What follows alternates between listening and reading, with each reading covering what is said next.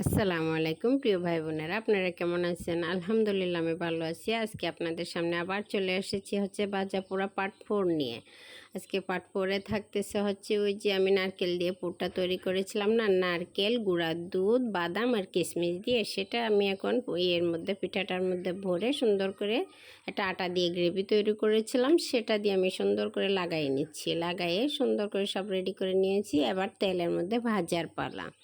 এটা আপনারা তেলেও ভাজতে পারেন এবং ওভেনেও বেক করে তারপরে ইয়ের মতো করে খেতে পারেন, কোনো সমস্যা নেই। দুই দিকে খাওয়া যাবে। আমি দুই রকমই করেছি, দুই রকমই ভালো হয়েছে। কয়েকটা তেলের মধ্যে সুন্দর করে ফ্রাই করে নিয়েছি, আবার কয়েকটা বেক করে নিয়েছি। আমি বেক করা ভিডিওটা পরে দিব।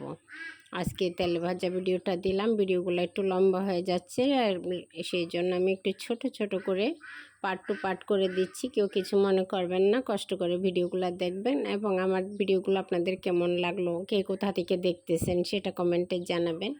এবং ভালো মন্দ খারাপ হলেও সেটাও জানাতে পারেন, কোনো সমস্যা নেই। ভালো হলে অবশ্যই জানাবেন। আর ভবিষ্যতের জন্য আরও ভালো ভিডিও নিয়ে, আরও সুন্দর একটা পরিবেশন নিয়ে আপনাদের সামনে হাজির হতে পারি, সে দোয়া এবং ভালোবাসা রাখবেন এবং পাশে থেকে সাহায্য করবেন।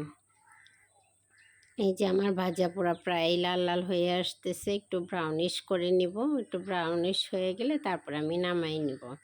নামাই এবং ভেঙে খেয়ে দেখাবো আপনাদেরকে কেমন হয়েছে। আপনি খেয়ে দেখাচ্ছি, এই যে কেমন হয়েছে। এই যে ভাজা শেষ, এবার খেয়ে দেখাচ্ছি। এই যে অনেক টেস্টি এবং অনেক মজাদার হয়েছে। ভিতরে পুরটার সাথে নারকেলের সাথে যখন গুঁড়ার দুধ মিক্স করেছি, এত টেস্টি হয়েছে সেটা বলার মতো না। আপনারাও ট্রাই করতে পারেন। আসসালামু আলাইকুম।